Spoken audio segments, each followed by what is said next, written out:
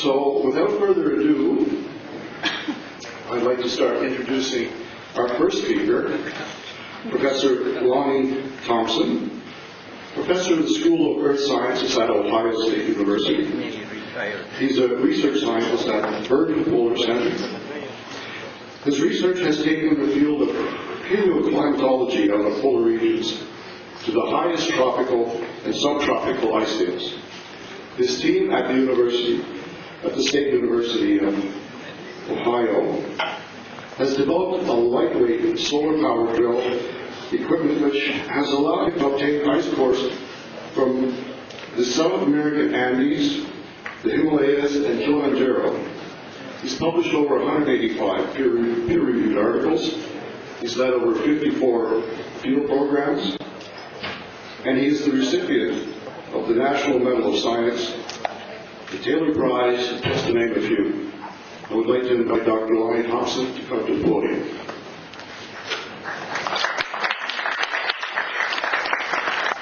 Thank you very much. It's my honor to be able to speak here today, and to thank President Gruson, distinguished delegates, colleagues.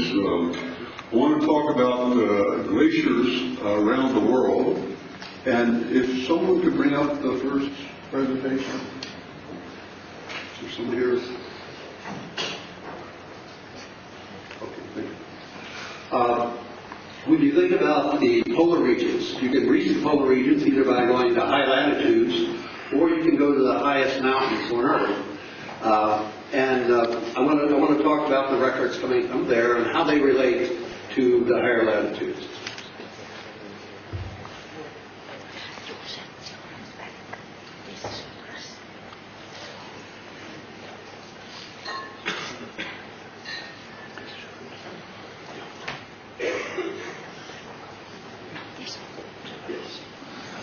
This is a view of what's going on. This is the highest tropical mountain on Earth. It's 6 degrees south of the equator.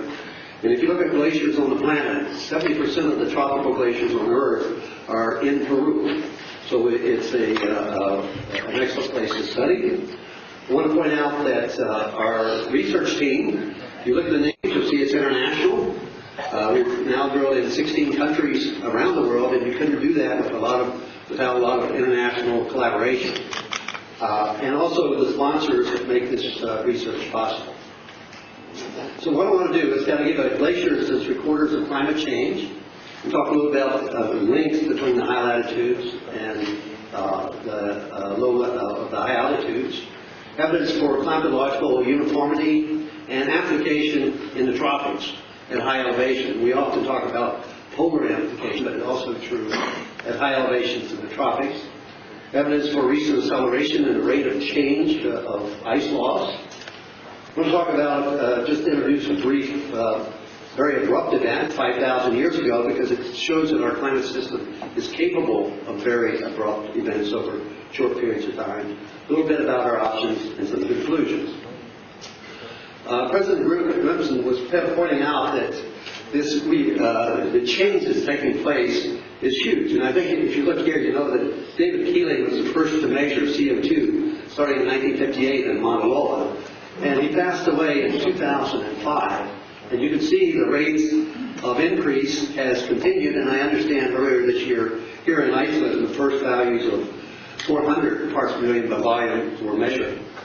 And if you look at the Earth, you can see what it looks like from space today. And you can see we're up here in Iceland. And I was at a conference, energy conference, General Electric, a few months ago. And they had a view of what the world will look like by 2030.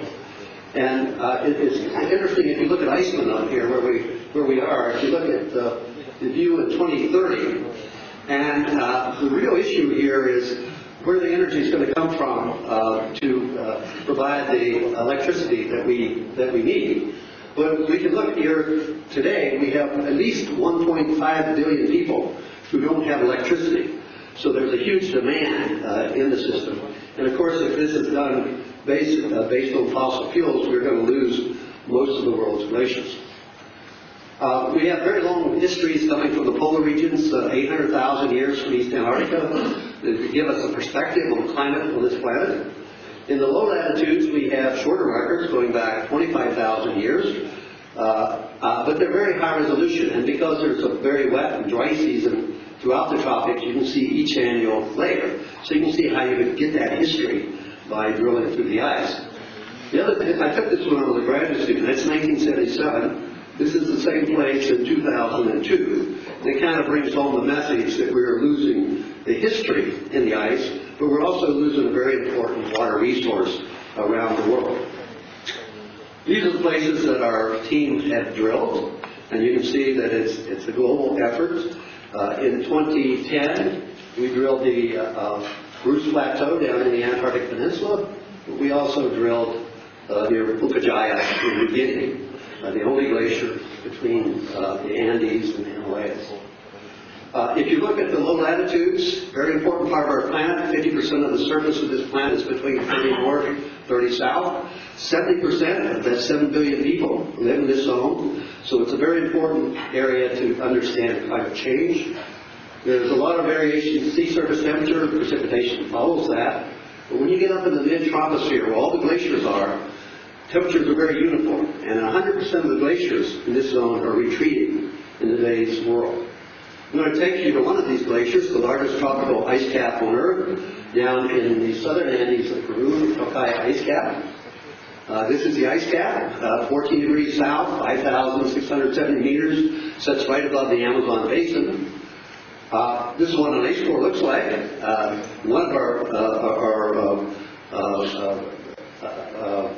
One of the things that really present an issue for us is how you get those out of the tropics and keep them frozen until you get them back to the labs to analyze them. If you look down at a glass, you can see every dry season. And if you go down in that crevasse, you can see how horizontal those layers are. So if you measure the thickness here, you can actually measure precipitation and how that's changed through time. And there are very few recorders on Earth that allow us to do that. And just to give you an idea of the quality of these records, this is our temperature proxy, isotopes each year. This is the dust record, so every dry season there's an annual layer, measure the thickness there, and you've got precipitation.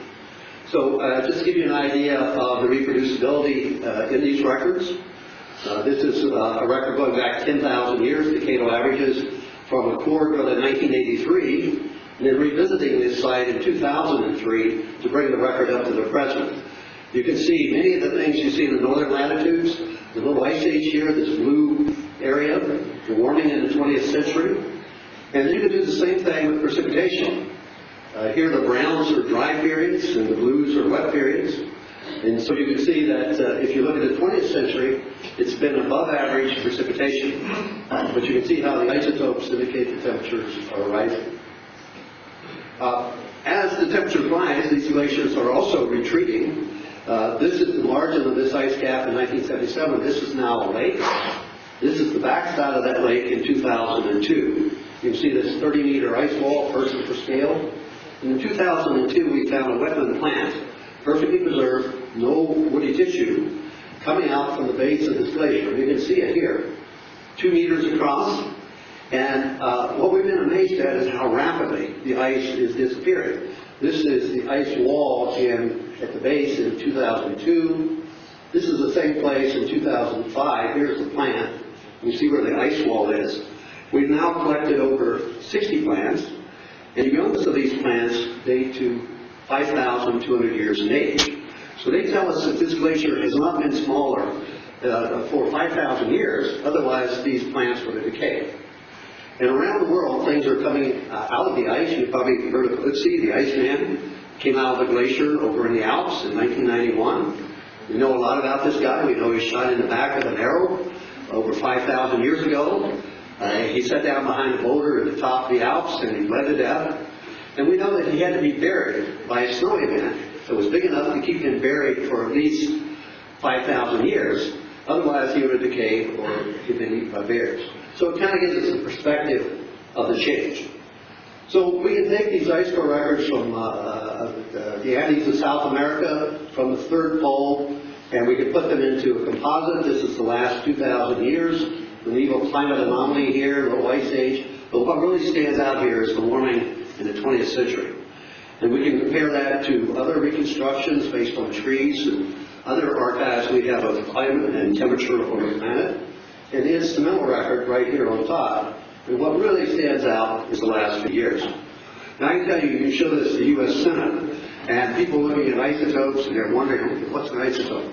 Well, glaciers are wonderful indicators of change, and I like this quote. It comes from A World Without Ice by Henry Pollack.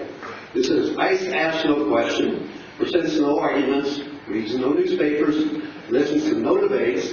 It is not burdened by ideology and carries no political baggage.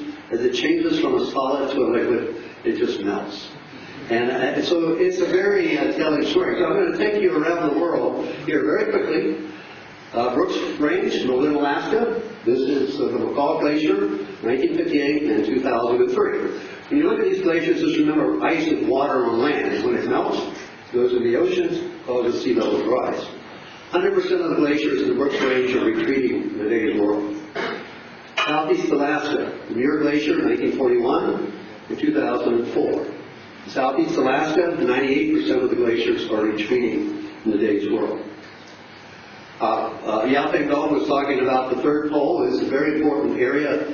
You can see the source of many of the major rivers in this part of the world. They source in glaciers. There are over 46,000 glaciers in this part of the world. And as Yao indicated, it's hard to find old photos. Here's one on the northern slope of the Himalayas, 1921.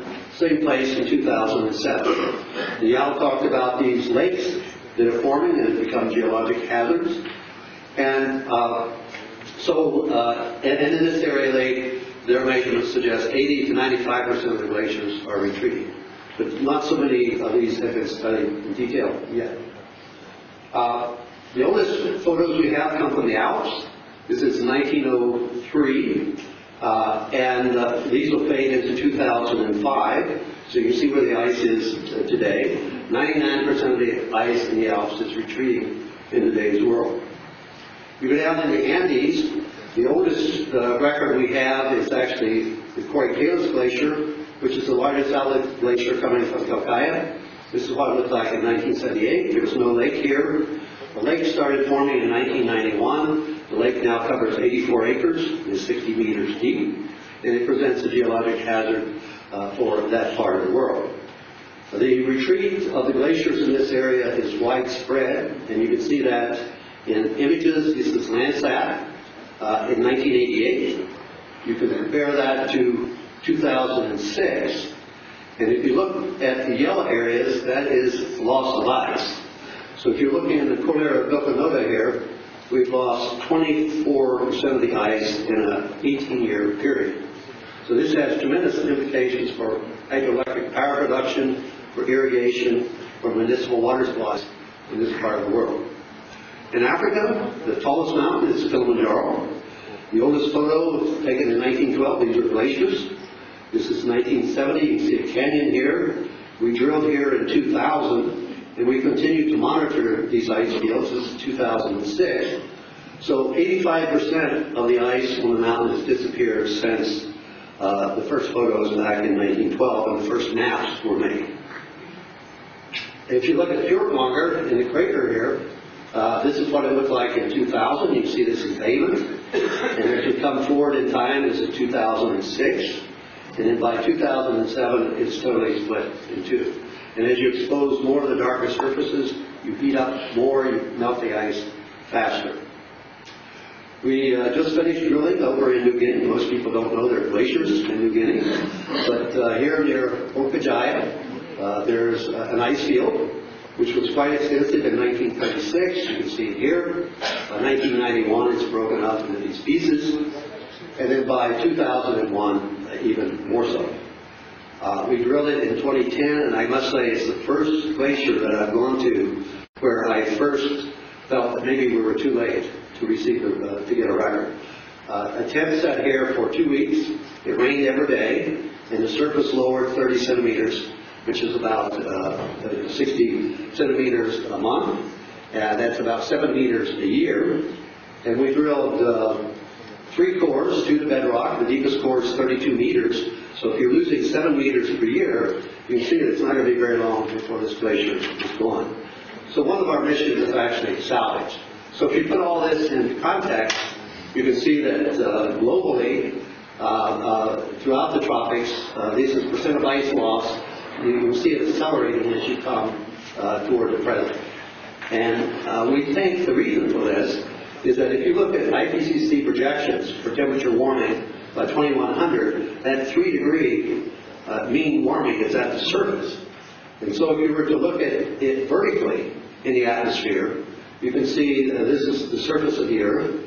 Up where these glaciers are sitting, that warming is projected to be up to 6 degrees, twice as much. And I think these glaciers are already responding to that. So I think with that, I would like just to close with 3 options I believe society has. One is prevention, which means taking measures to reduce the pace and the magnitude of the changes in global climate that are caused by human activities. Examples of prevention include reducing the emissions of greenhouse gases. There's a lot of talk about that, but very little has been done. Enhancing the sinks for these gases, and I know that's something that's discussed, might be possible here in Iceland.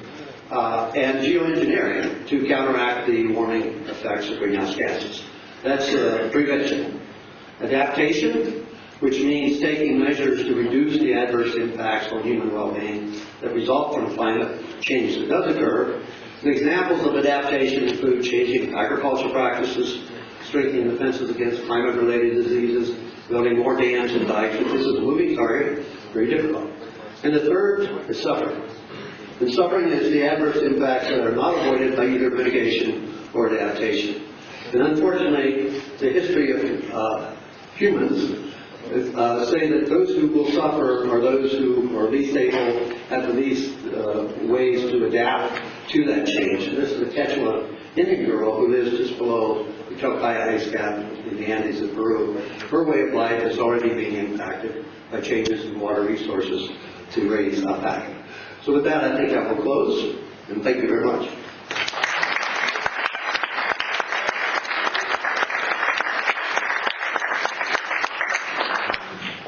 Thank you, Professor Thompson.